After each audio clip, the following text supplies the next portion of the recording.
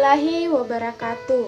Selamat datang di pertemuan matematika wajib kelas 11. Meski sekarang kita masih dalam kondisi COVID-19, namun kita harus tetap menjalankan aktivitas belajar mengajar meski harus di rumah saja.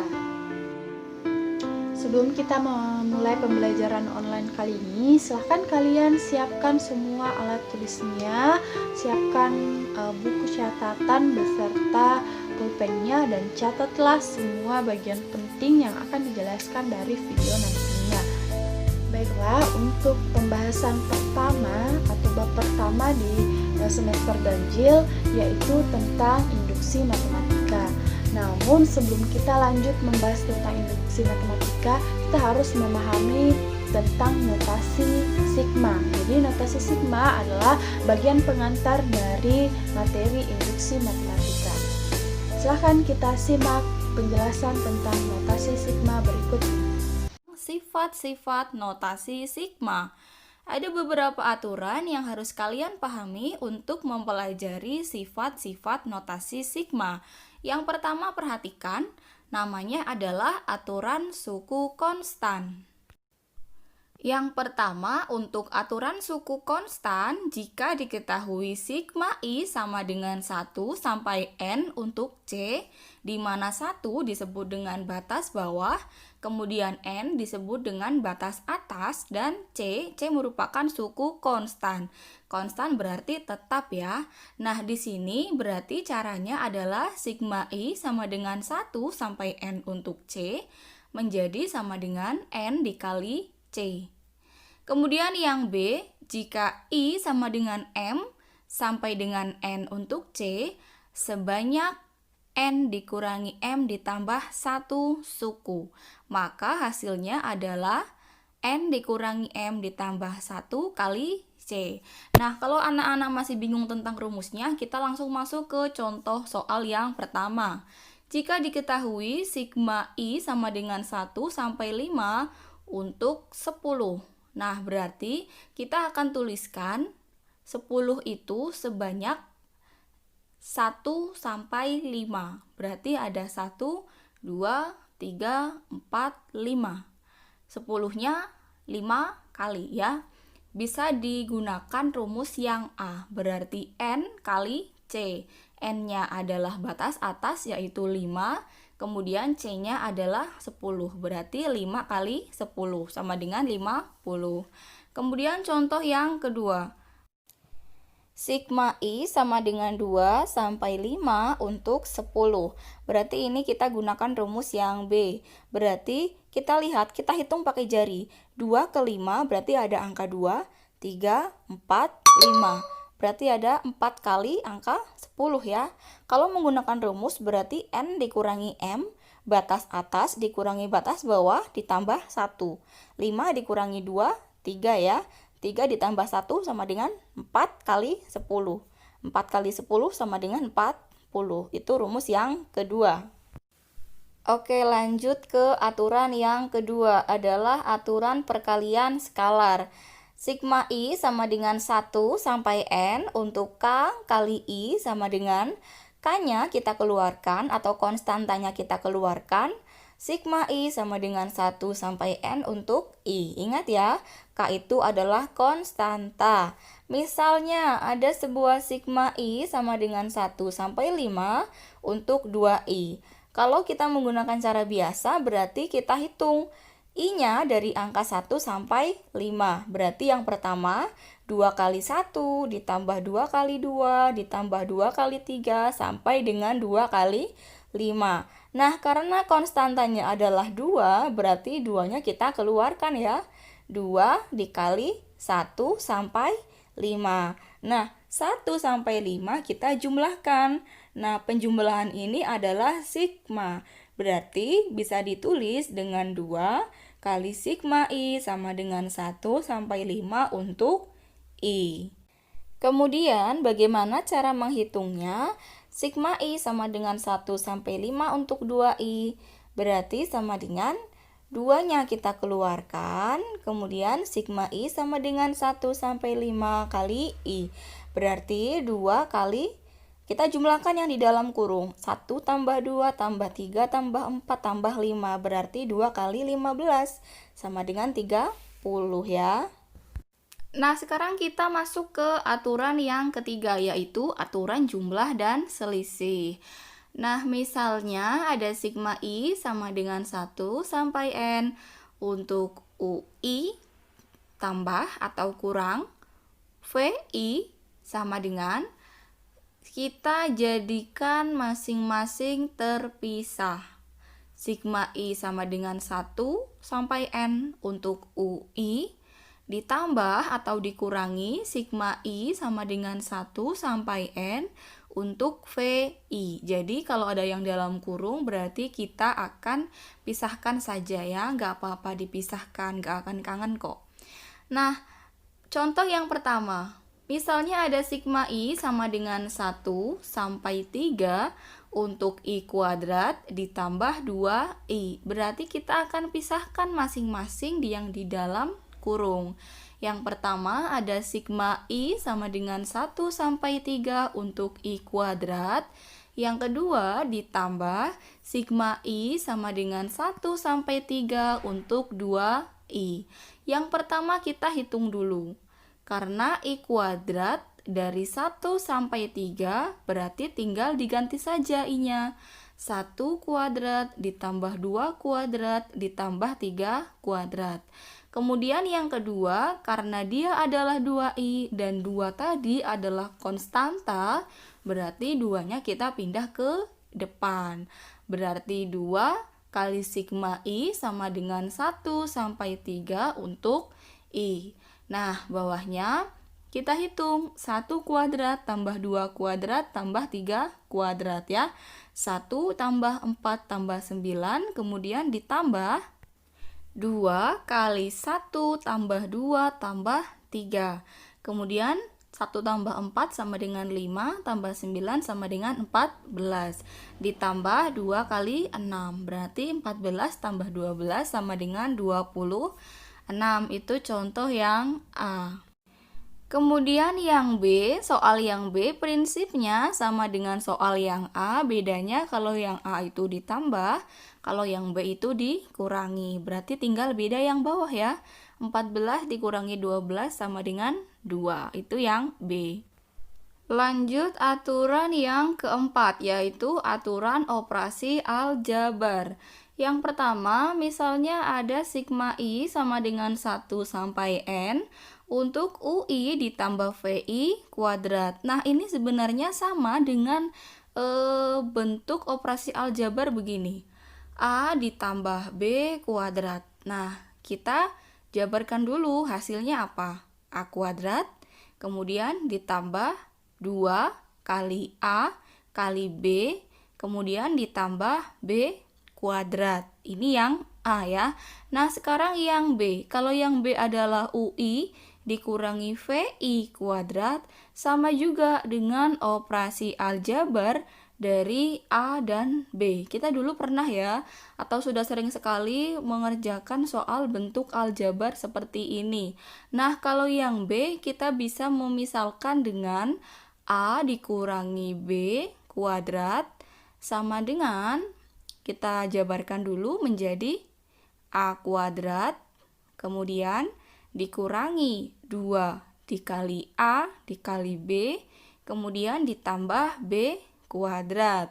Nah, kedua ini yang akan dijadikan sebagai aturan operasi aljabar pada sifat notasi sigma.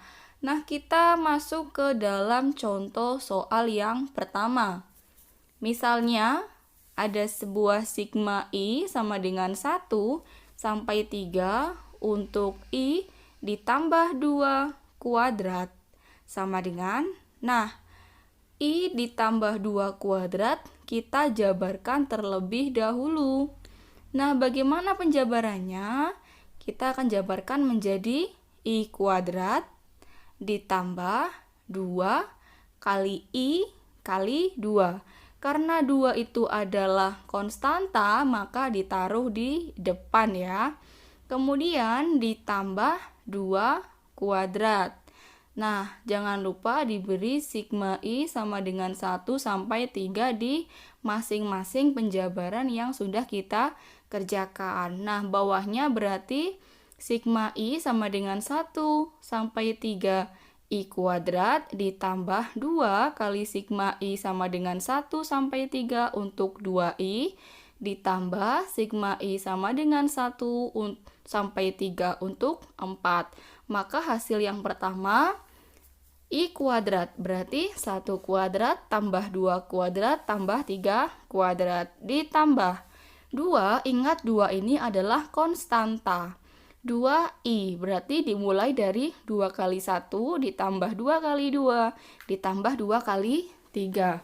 Dan yang terakhir karena dia adalah C, bilangan konstanta atau bilangan yang tetap, maka 4 kita tuliskan 4 ditambah 4 ditambah 4 sebanyak 3 kali. Setelah itu kita kerjakan, maka semuanya dikerjakan, hasilnya 50 gitu ya. Itu untuk aturan operasi aljabar. Lanjut ke aturan berikutnya, yang kelima adalah aturan bagian. Ini berlaku jika 1 kurang dari M kurang dari N. Misalnya kita ada sebuah aturan sigma I sama dengan 1 sampai dengan M untuk UI, kemudian ditambah sigma M ditambah 1 sampai N untuk UI. Nah, lihat, di UI yang pertama batas atasnya adalah M, dan yang di kedua batas atasnya N, tapi batas bawahnya adalah M plus 1.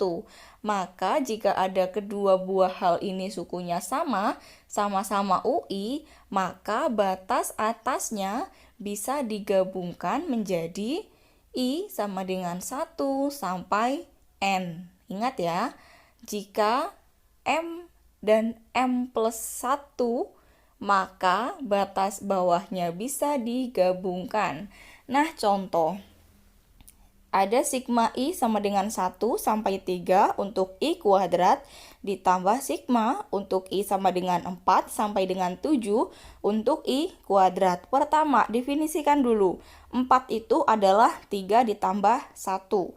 Berarti sudah berbentuk angka yang sama. Maka bisa dijadikan langsung menjadi sigma I sama dengan 1 sampai 7 untuk I kuadrat. Tinggal dicari berapakah nilai dari sigma I sama dengan 1 kuadrat ditambah 2 kuadrat ditambah 3 kuadrat sampai dengan 7 kuadrat. Kemudian semuanya dijumlah, maka hasilnya 140. Itu aturan yang kelima ya. Aturan yang keenam adalah aturan pengubahan indeks. Yang pertama, sigma I sama dengan 1 sampai N untuk I. Nah, jika di batas bawah kita tambahkan dengan K atau konstanta, maka batas atasnya juga kita tambah dengan K. Tapi untuk sukunya, nah yang ini, yang I, kita kurangi dengan konstanta. Jadi kebalikannya ya, jika batas bawah ditambah, maka batas atas juga ditambah. Tapi bagian sukunya, bagian I-nya dikurangi. Nah, kalau yang B bagaimana? Kalau yang B, jika ada sigma I sama dengan 1 sampai N untuk I, jika yang batas bawahnya dikurangi, maka batas atasnya dikurangi. Tetapi sukunya dijumlahkan ya, ditambah dengan K.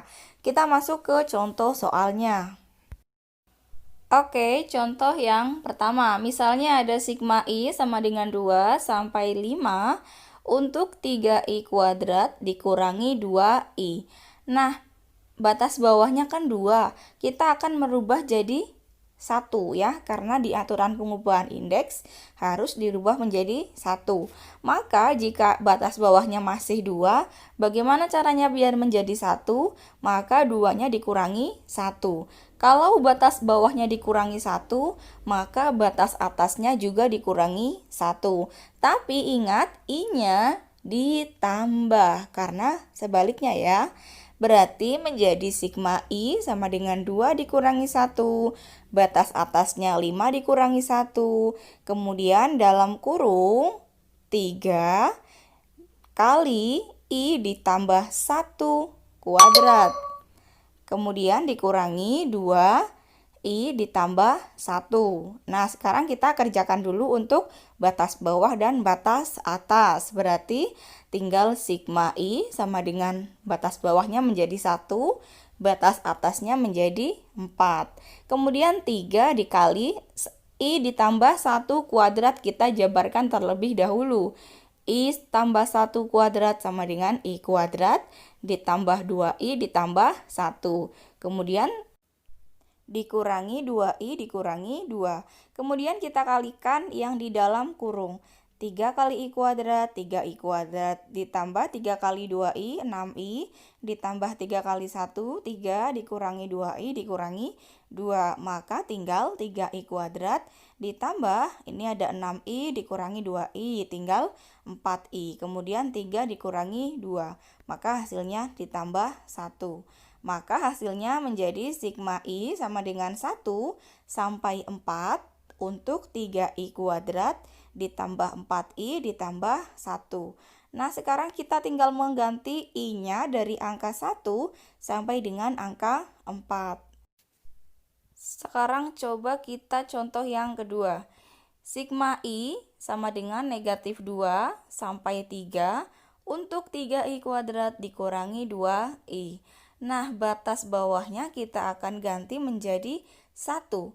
Berarti negatif 2 ditambah berapa sih biar menjadi 1?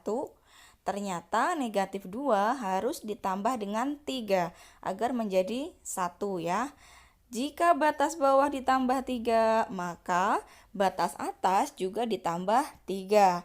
Tetapi ingat, sukunya berlawanan. Berarti batas bawah dengan batas atas ditambah 3, maka I-nya dikurangi 3.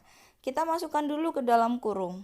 Berarti menjadi sigma I sama dengan min 2 ditambah 3 sampai 3 ditambah 3 untuk 3 dikali I min 3 kuadrat dikurangi 2 kali I min 3. Ingat ya, ini berlawanan sukunya. Maka sigma batas bawahnya menjadi 1, batas atasnya menjadi 6. Kemudian I dikurangi 3 kuadrat kita jabarkan. Jadi I kuadrat dikurangi 6I ditambah 9. Kita kerjakan dengan mengalihkan dengan angka 3.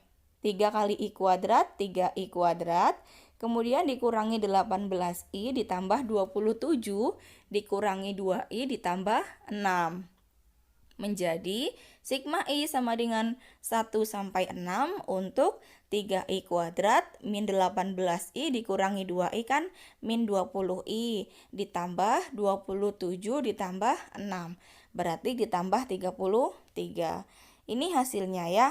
Sigma I sama dengan 1 sampai 6 untuk 3I kuadrat min 20I ditambah 33. Ini untuk aturan pengubahan indeks. Ingat, pengubahan indeks artinya kuncinya batas bawah harus kalian rubah menjadi 1. Bagaimanapun caranya harus dirubah menjadi 1. Kalau yang A kan batas bawahnya 2. Nah, biar jadi 1 bagaimana? Begitu. Sifat yang terakhir untuk notasi sigma adalah aturan identitas. Sigma I sama dengan N. Untuk N, I sama dengan N, di mana N adalah bilangan asli. Bilangan asli dimulai dari angka 1, 2, 3, dan seterusnya. Lihat bagian bawah atau batas bawahnya adalah N, batas atasnya juga N. Artinya batas bawah sama dengan batas atas. Kemudian caranya adalah tinggal dikalikan dengan batas tersebut. Contoh, sigma I sama dengan 5 sampai 5 untuk 3I. Karena batas bawah dengan batas atas sudah sama, maka tinggal mengalihkan dengan sukunya. Menjadi 3 dikali batasnya. 3 dikali 5 gitu ya.